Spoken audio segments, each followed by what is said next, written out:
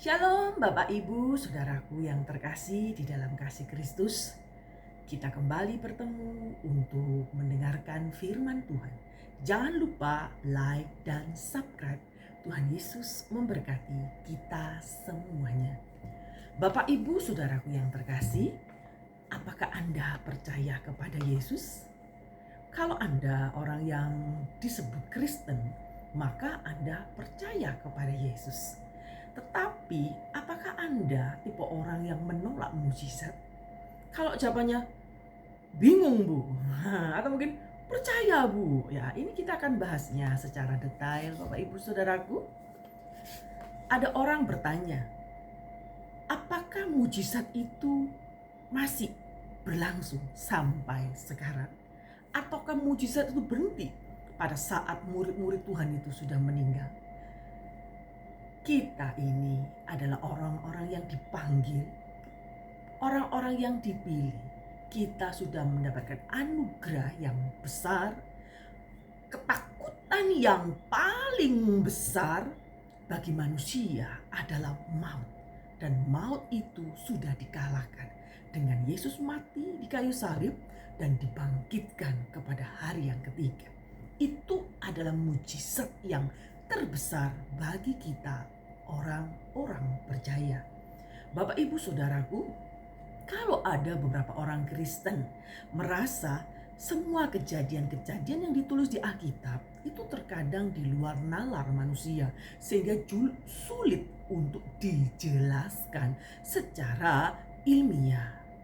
Bapak Ibu Saudaraku, perlu kita ingat bahwa yang terjadi di dalam Alkitab itu sebenarnya kita harus mengerti apakah itu mujizat ataukah itu bentuk pertolongan Tuhan di dalam kehidupan kita. Kalau mujizat itu melampaui segala tatanan yang telah rapi di alam semesta ini. Tapi itu bentuk pengecualian Tuhan untuk menyatakan dirinya kepada manusia. Tidak berlangsung kekal, tapi hanya sementara.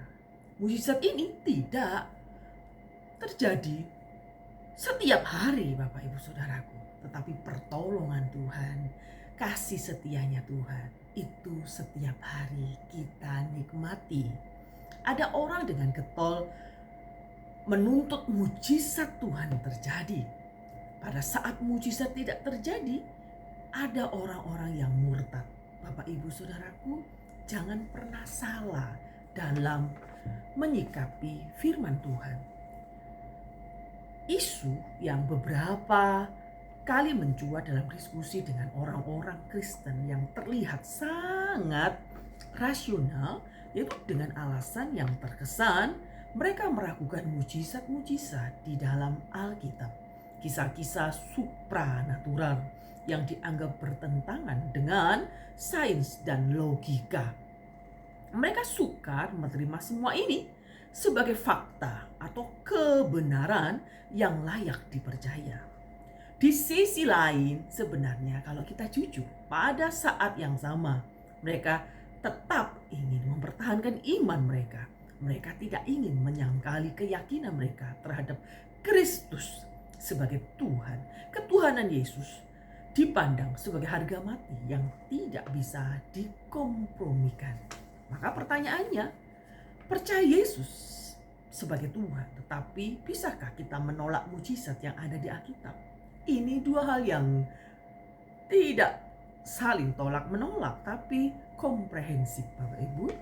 Ingat, bagaimana kita menyikapi situasi seperti ini saat orang lain bertanya tentang kekristenan kita?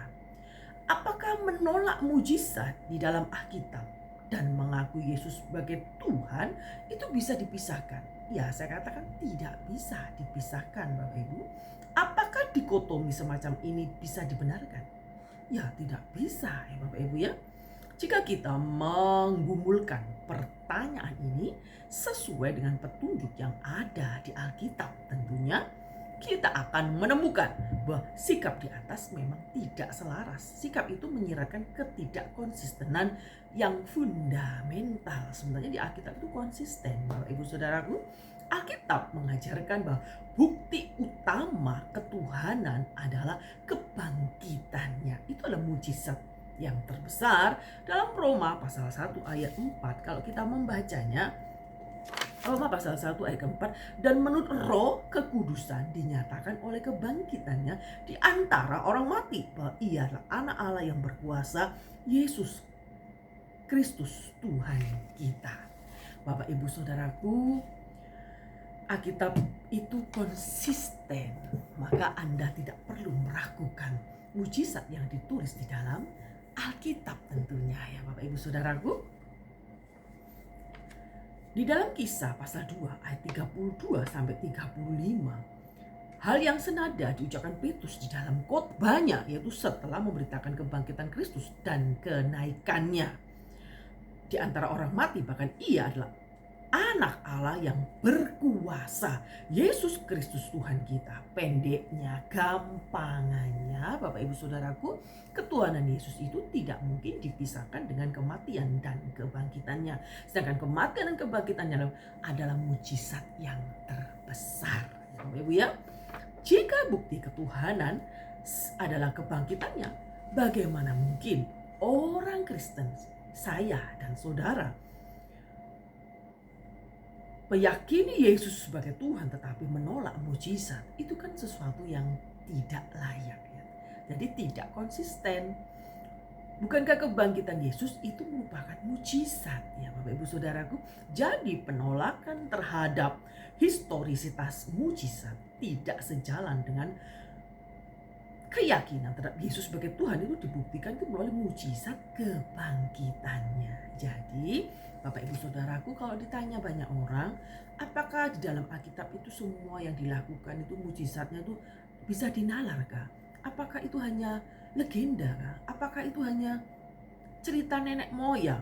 Bapak Ibu harus perlu tahu dalam hal ini, semua yang ditulis di dalam Alkitab itu adalah kebenaran, Bapak Ibu ya. Iman Kristen dipandang orang kurang rasional. Kita ketawa saja, sebenarnya kita ini dari penjelasan yang akan saya jelaskan, kita harus belajar bahwa mujizat itu sebenarnya kadangkala melampaui logika kita, Bapak Ibu. Untuk memahami ini kita perlu meluruskan beberapa hal terlebih dahulu supaya tidak salah paham ya Bapak Ibu ya. Yang pertama harus ada tahu perbedaan antara rasionalitas dan rasionalisme. Rasionalitas dan rasionalisme ini harus tahu bedanya supaya Bapak Ibu tidak salah dalam menjawab pertanyaan ini. Kita diciptakan sebagai makhluk rasional, betul. Segala sesuatu yang nggak bisa kita terima secara rasional, itu kadang-kadang kita nggak terima. Memang kita diciptakan sebagai makhluk rasional, Bapak Ibu. Akal budi juga memegang peran penting dalam memahami kehendak Allah. Jadi kita tidak bisa belajar firman Tuhan hanya dengan feeling atau dengan hati, tapi tidak menggunakan otak kita. Ini akal budi yang dipakai Tuhan supaya kita bisa memahami kehendak Allah.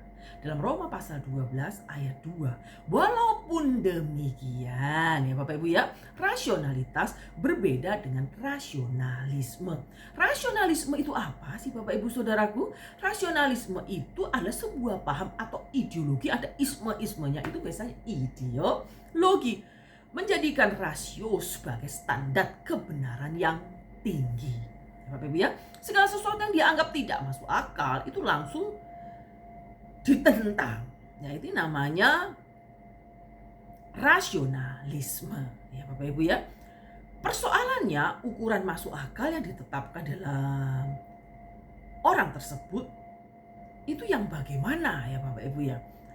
Dengan demikian segala peristiwa supranatural dari awal disangkal oleh mereka karena mereka beranggapan itu tidak masuk akal gitu. Orang-orang Kristen harus rasional tetapi tidak boleh terjebak dalam rasionalisme ya Bapak Ibu ya. Kita memang menggunakan akal sehat kita tapi kita tidak boleh terjebak dengan rasionalisme. Kedua, rasionalitas berkaitan dengan konsistensi logis. Apa yang benar harus masuk akal. Tetapi apa yang masuk akal belum tentu benar. Saya ulang ya, apa yang benar itu harus masuk akal. Apa yang benar itu harus masuk akal. Tetapi apa yang masuk akal belum tentu benar, Bapak Ibu Saudaraku. Hal ini dimungkinkan karena masuk akal lebih mengarah pada konsistensi dan kerangka pikir seseorang. Karena setiap orang punya kerangka pikir yang berbeda-beda. Manusia memang cenderung berusaha untuk memasukkan segala sesuatu ke dalam sistem pemikirannya sehingga terlihat masuk akal. Gitu ya Bapak Ibu Saudaraku. Keyakinan sendiri terhadap mujizat Tuhan itu merupakan hal yang masuk akal Bapak Ibu. Allah memang ada dan menciptakan segala sesuatunya. Allah memang ada, Dia menciptakan segala sesuatunya. Sangat masuk akal untuk mempercayai bahwa Dia Allah yang bisa campur tangan di dalam ciptaannya. Karena Dia Allah yang menciptakan alam semesta ini Bapak Ibu Saudaraku. Jika Allah sanggup menciptakan kehidupan, sangat masuk akal Dia meyakinkan bahwa Dia bisa mengembalikan kehidupan seseorang kepada seseorang, yaitu mujizat kebangkitan. Jika Allah mampu membangkitkan orang mati, sangat masuk akal untuk mempercayai mujizat kesembuhan Bapak Ibu Saudaraku. Jadi isu yang sebenarnya lebih terletak pada keberadaan Allah. Ada banyak orang tuh tidak percaya Allah itu ada. Ada orang yang percaya kalau melihat Allah dulu dan sebagainya. Apa Dia sungguh-sungguh ada? Kalau saya, karena saya pengikut Kristus, saya bilang Allah itu ada ya Bapak Ibu ya. Dia masih berintervensi dalam dunia ciptaannya ini. Ketiga, pembuktian mujizat harus secara historis Bapak Ibu. Tidak sedikit orang menguji mujizat dengan cara yang tidak adil. Bagaimana itu? Ya, pembuktian dituntut lebih secara empiris. Contoh, seseorang pernah meminta saya begini, saya akan percaya kepada Tuhannya Bu Marta. Kalau hari ini saya bisa lihat Dia, saya bisa melihat dengan mata kepala saya bisa melihat laut terbelah dan sebagainya. Bapak Ibu Saudaraku, ini hal yang konyol. Mujizat yang lalu, kalau Anda ingin mengulangnya, ini sesuatu yang konyol. Pembuktian mujizat itu harus secara historis Bapak Ibu. Mujizat Alkitab jika memang terjadi itu masuk kategori peristiwa historis. Pembuktiannya ada peristiwa historis tidak mungkin dilakukan dengan cara mengulangnya kembali. Ini tuntutan yang sangat konyol ya Bapak Ibu ya. Hampir semua peristiwa historis tidak mungkin dilakukan lagi. Misalnya penaklukan semua dunia kuno oleh Alexander Agung. Nah ini kan tidak mungkin ya Bapak Ibu ya, orangnya sudah nggak ada. Pembuktian empiris lain yang keliru menuntut penjelasan ilmiah yaitu secara hukum alam. Secara sederhana kita bisa mendefinisikan mujizat itu sebagai suatu peristiwa supranatural yang melampaui kewajaran dan hukum alam. Berarti ada suatu peristiwa tertentu yang Tuhan kerjakan di dalam kehidupan manusia yang pengecualian. Dia agak dikecualikan tertentu dalam arti yang tidak sesuai dengan hukum alam saat itu. Contoh waktu di padang gurun. Di padang gurun umat Israel tidak bisa menanam, tidak bisa makan di sana karena padang gurun. Makanya Allah Tuhan datangkan mana dari surga, Tuhan datangkan burung puyuh. Ini namanya mujizat ya Bapak Ibu. Ini pengecualian karena Tuhan ingin menunjukkan bagaimana Allah menyertai manusia. Itu Bapak Ibu ya. Perlu ingat bahwa Mujizat itu definisinya adalah suatu peristiwa supranatural yang melampaui kewajaran dan hukum alam. Itu secara definisi, itu pengecualian, tidak terjadi setiap hari. Dan kalaupun hari ini kita mendapatkan pertolongan Tuhan, kasih Tuhan, penyertaan Tuhan, itu berbeda dengan mujizat. Ya Bapak Ibu ya. Jika sesuatu bisa dijelaskan seutuhnya di dalam hukum alam, hal itu tidak tergolong mujizatnya. Jika sesuatu itu bisa dijelaskan seutuhnya, berarti hal itu tidak tergolong mujizat lagi gitu. Pembuktian mujizat yang adil dan masuk akal secara historis itu metode pembuktian melibatkan tulisan kuno. Buktinya apa? Arkeologi. Jika masih bisa ditemukan dan dampaknya dihasilkan dari peristiwa itu, jalur pembuktiannya ini ditempuh dan memiliki alasan yang cukup untuk meyakini historis mujizat yang ditulis di dalam Alkitab. Beberapa orang Kristen melakukan hal-hal yang ajaib, walaupun mereka mencoba menerangkan hal itu secara berbeda. Misalnya fenomena alam yang luar biasa, kuasa ilmu hitam, tapi mereka tidak meragukan historisitas dari peristiwanya. Bapak Ibu Saudaraku, perlu ingat, ada perbedaan ilmu sihir dengan mujizat. Ada perbedaan black magic, sulap dengan mujizat. Ya Bapak Ibu ya, berarti kita tidak boleh salah mengartikan segala sesuatu. Misalnya, ada anak begitu bodoh, begitu ujian ternyata nilainya baik. Jangan bilang ini mujizat. Ini bukan mujizat. Ini bentuk. Mungkin gurunya aras-arasen untuk menilai dengan teliti, atau katakan saja bentuk pertolongan Tuhan. Gitu aja Bapak Ibu ya. Kadangkala ada banyak pertolongan Tuhan yang mungkin kita tanpa kita sadari, tapi berbeda dengan mujizat Allah yang melampaui hukum alam, yang tidak bisa dijelaskan. Ini mujizat air menjadi anggur. Ini sudah nggak mungkin.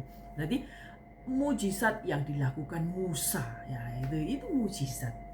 Di dalam tokoh-tokoh Alkitab nggak semuanya juga mengalami mujizat Bapak Ibu.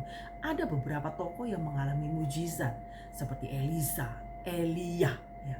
Tapi nggak banyak yang memiliki itu. Jadi kita tidak bisa menjadi orang yang sangat getol menuntut namanya mujizat. Sedangkan kalau tidak terjadi mujizat, Anda mulai murtad. Nah, ini Anda keliru. Sebenarnya mujizat itu salah satu tanda supaya Allah memakai mujizat itu orang lain supaya bertobat. Nah, kalau sampai hari ini mujizat itu belum datang, mengapa Anda tidak membaca firman Tuhan? Firman Tuhan itu yang menguatkan Anda. Firman Tuhan itu yang memberikan pertolongan, tuntunan hidup kita. Di sana Allah sudah menunjukkan segala bentuk hal yang harus dilakukan manusia. Jadi sebenarnya saat Anda menerima Injil, di sana Roh Kudus telah berkarya mengubah pola pikir kita, mengubah hati kita. Jadi mujizat itu apa masih ada, Bu? Mujizat bisa saja sampai hari ini tetap ada. Tapi kita bukan menjadi tipe orang yang fokusnya dengan mujizat. Kita menjadi tipe orang yang fokusnya adalah Injil. Injil itu hidup di dalam kita. Jadi kita hidup di dalam kasih Kristus. Dan kalaupun mujizat tidak terjadi, kita tetap tidak tergoyangkan. Gitu ya Bapak Ibu ya. Mujizat itu bonus dari Tuhan. Saatnya Tuhan berkarya dengan luar biasa memberikan mujizat kepada anak-anak Tuhan, yaitu nikmatilah dan syukurilah. Dan kalau hari ini kita masih bingung pertolongan Tuhan dengan mujizat, ya hari ini kita akan merefleksikan diri dari apa yang saya omongkan tadi, melampaui akal, hukum-hukum alam, melampaui hukum-hukum alam, pengecualian yang Tuhan berikan, itu mujizat. Tapi kalau segala bentuk pertolongan Tuhan, pemeliharaan Allah, ini bukan mujizat. Ini namanya pertolongan Tuhan, kasih setianya Tuhan yang selalu melingkupi kita. Bapak Ibu Saudaraku yang terkasih, jangan pernah merasa bimbang. Mengapa kok zaman dulu ada mujizat yang luar biasa, yang memang dibutuhkan. Kalau pada zaman dahulu Mereka berada di padang gurun, tidak ada tanaman. Mereka makan apa? Ya mati, ya kan? Nah, setelah bangsa Israel zamannya Yosua masuk ke tanah Kanaan, sudah tidak ada mana lagi, tidak ada burung puyuh yang dari surga lagi, Bapak Ibu Saudaraku. Itu pertanda bukannya alam meninggalkan kita. Dari alam yang menghasilkan itu sudah cukup untuk menghidupi manusia. Jadi pemeliharaan Allah dengan berbagai cara, dengan alam, dengan otak yang kita miliki, kita bisa menciptakan segala sesuatu untuk mempermudah kehidupan kita, itu namanya teknologi dan sebagainya.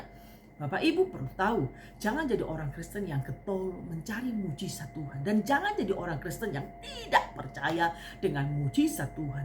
Jadilah orang Kristen yang berpedoman dengan firman Tuhan. Hidupi firman Tuhan itu, Bapak Ibu. Karena firman Tuhan itu yang memberikan kehidupan.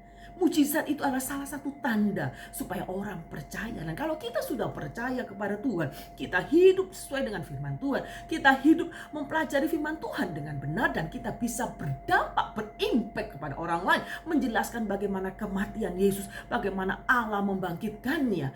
Ini adalah luar biasa. Anda perlu berfokus kepada memberitakan kematian dan kebangkitan Kristus. Bukan mencari mujizat demi perut kenyang, mencari mujizat demi follower yang banyak, mencari mujizat yang hal-hal yang supranatural supaya Anda menjadi terkenal. Anda keliru besar. Ya, Bapak Ibu Saudaraku, alasan yang lebih kuat adalah dampak kebangkitan Yesus itu bagi jemaat mula-mula sampai sekarang.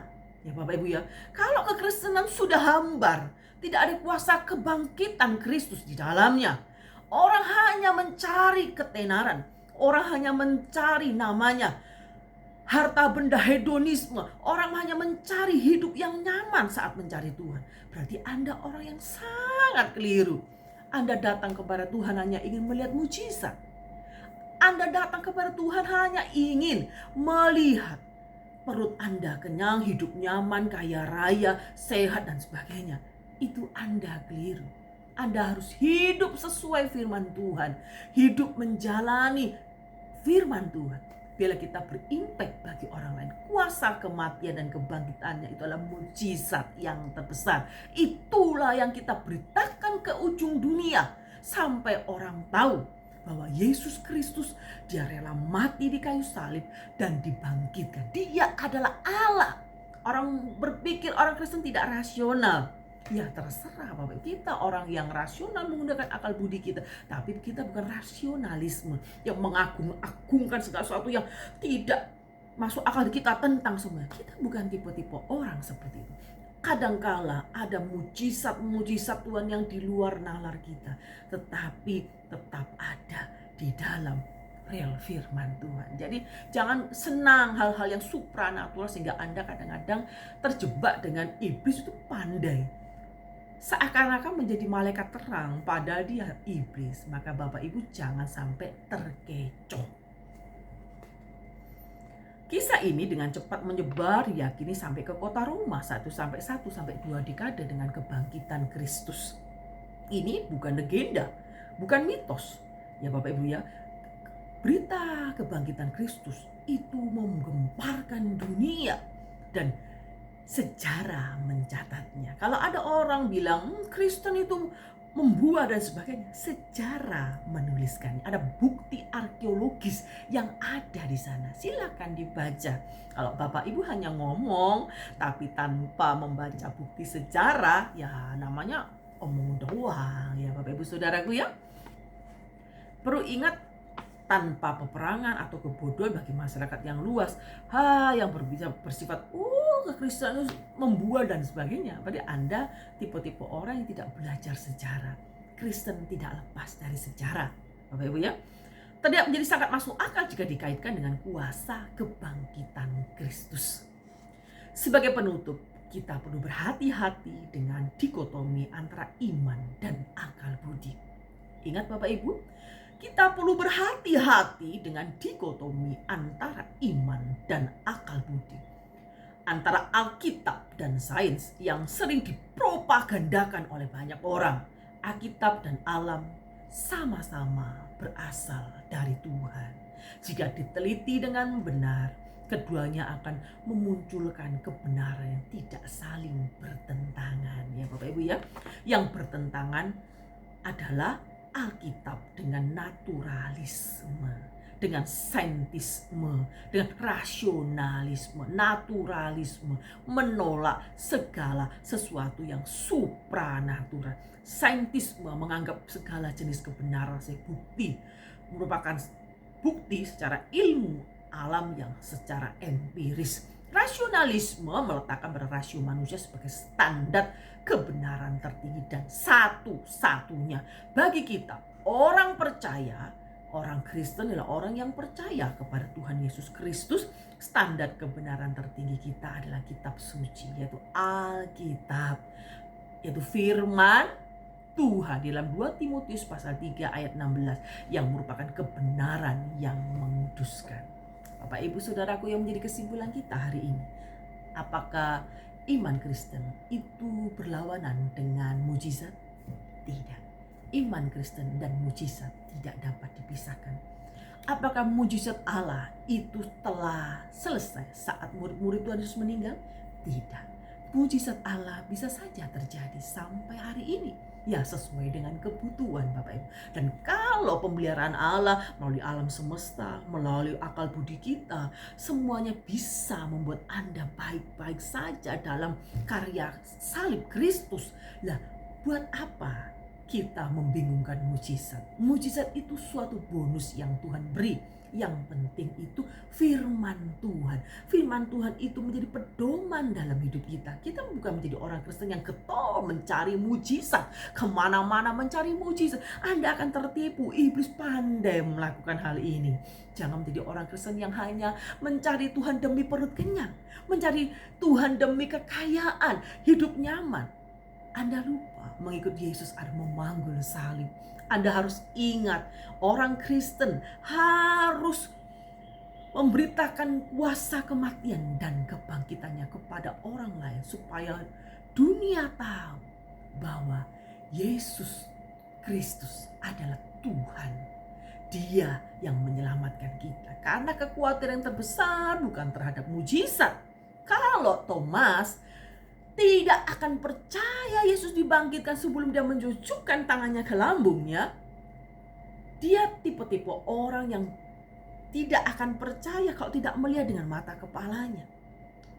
Tuhan memang menampakkan diri kepada Thomas, tetapi Tuhan berpesan kepada Thomas, berpesan kepada kita, berbahagialah orang yang tidak melihat namun percaya. Jadi kalau Bapak Ibu Saudaraku tidak melihat mujizat Tuhan, bukan berarti kuasa Allah tidak bekerja. Kuasa Allah bisa bekerja melalui penyertaan Tuhan, melalui alam semesta ini dengan segala hal yang di dalamnya. Jadi Bapak Ibu Saudaraku, jangan meragukan karya Tuhan di dalam hidup ini. Jangan meragukan karya Tuhan, kasih Tuhan yang selalu baru setiap hari kepada kita. Kita bernapas ini semua karena anugerah Tuhan. Jadi jangan jadi orang Kristen yang tidak percaya mujizat. Mujizat tetap ada. Tapi jangan anggap mujizat itu murahan. Sikit-sikit ditolong ini mujizat. Ini mujizat. Tidak. Kadang-kadang pertolongan Tuhan. Ada kalanya segala sesuatu ini mungkin tidak bisa dinalar. Di luar hukum-hukum alam. Pengecualian yang Tuhan pakai. Itulah mujizat di luar kewajaran. Tapi tidak selamanya Tuhan berbuat mujizat, karena segala sesuatu Tuhan punya timing yang pas. Jadi iman kita tidak berlandaskan mujizat. Kita ini bukan tipe orang yang berfokus kepada mujizat. Ya, kalaupun Anda disembuhkan itu bonus. Seandainya Anda diberi sukses itu bonus. Seandainya Tuhan membuat engkau menjadi orang yang terkenal, itu bonus. Tapi jika tidak, kita akan menata hidup kita sesuai dengan yang Tuhan mau. Dengan belajar firman Tuhan tekun, pemberitaan firman Tuhan jika dipelajari dengan benar, tidak asal-asalan. Banyak hamba-hamba Tuhan ini asal-asalan menyampaikan firman Tuhan karena terlalu capek kah, atau sibuk berkhotbah sehingga tidak menyampaikan firman Tuhan dengan benar. Ya, ini akhirnya tidak membawa kebangkitan bagi orang yang mungkin belum percaya dan sebagainya. Ingatlah, kuasa Injil tetap berjalan. Saat Anda mendengar firman Tuhan, jangan keraskan hati. Lembutkanlah hatiku ya Tuhan untuk mendengar firman Tuhan. Biarlah Injil Kristus memerdekakan kita. Biarlah Injil Kristus membuat pola pikir kita, membuat hati kita mengalami perubahan yang lebih baik. Kita bukan orang sempurna, tapi setiap hari disempurnakan oleh firman Tuhan. Bacalah firman Tuhan itu setiap hari, bukan untuk dihafal, tetapi untuk dimengerti. Mintalah firman Tuhan itu menjadi rema di dalam hidup kita. Jangan sombong karena Anda sudah hafal ayat-ayat firman Tuhan. Ada banyak orang begini, aku sudah hafal ayat ini, dipikirnya aku sekolah Alkitab. Itu bukan jaminan. Bapak Ibu, belajar firman Tuhan, meminta Allah Roh Kudus itu menuntun langkah hidup kita. Di sana ada banyak hal yang kita tidak tahu, tapi Tuhan memberikan hikmat. Hikmat Allah yang buat kita menjadi orang-orang yang tidak gampang terbawa arus dunia ini. Terima kasih sudah mendengar firman Tuhan. Kiranya damai sejahtera Allah menyertai kita semuanya. Tetap percaya Yesus untuk selamanya dan jangan getol mencari mujizat. Mujizat Allah terjadi sesuai dengan waktunya Tuhan. Haleluya, Tuhan Yesus memberkati kita semuanya. Amin.